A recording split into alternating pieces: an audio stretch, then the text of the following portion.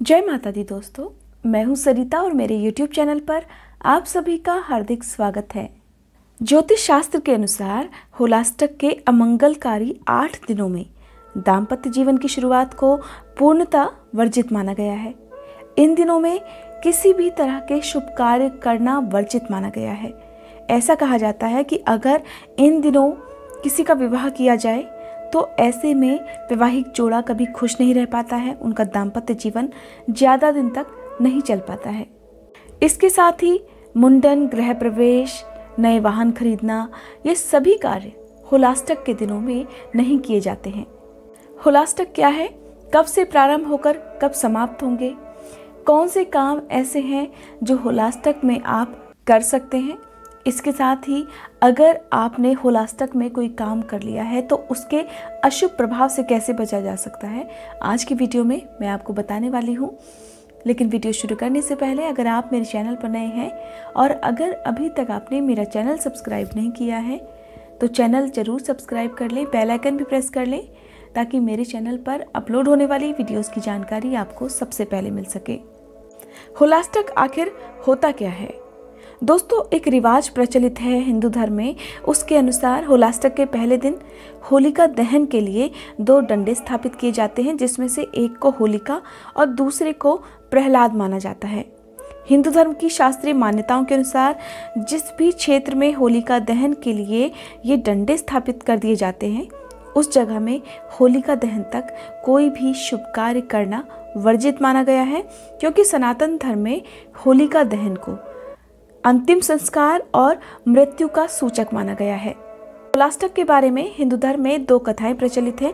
इसमें से एक कथा के अनुसार होलिका ने जब हिरण्यकश्यप के कहने पर प्रहलाद को अग्नि में लेकर प्रवेश करने की बात स्वीकार कर ली तो होलाष्टक के 8 दिनों में इसके लिए चिता तैयार की गई, जिससे यह समय अशुभ काल माना गया, क्योंकि इन्हीं 8 दिनों में भक्त प्रहलाद को सबसे अधिक यातना दी गई थी।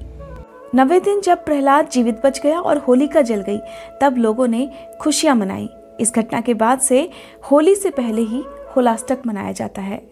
होलाष्टक के अशुभ होने का एक और कारण हमारे हिंदू धर्म की कथा में मिलता है। इस कथा के अनुसार तारकासुर का वध करने के लिए भगवान भोलेनाथ और माँ पार्वती का विवाह होना आवश्यक था, क्योंकि उस असुर का वध केवल शिवपुत्र के हाथों हो सकता था। लेकिन देवी सती के आत्मदाह करने के बाद से भगवान शिव ने अपने आप को तपस्या में लीन कर लिया था।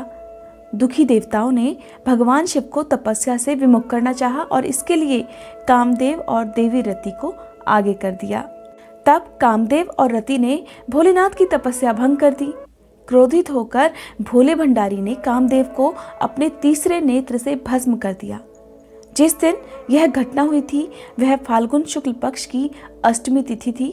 इस घटना के 8 दिनों के बाद देवताओं और देवी रति के क्षमा मांगने पर भगवान भोलेनाथ ने कामदेव को फिर से जीवित होने का वरदान दे दिया, जिसके बाद से यह 8 दिन अशुभ माने गए और 9वें दिन कामदेव के फिर से जीवित होने की खुशी में रंगोत्सव यानी कि होली का त्योहार मनाया गया।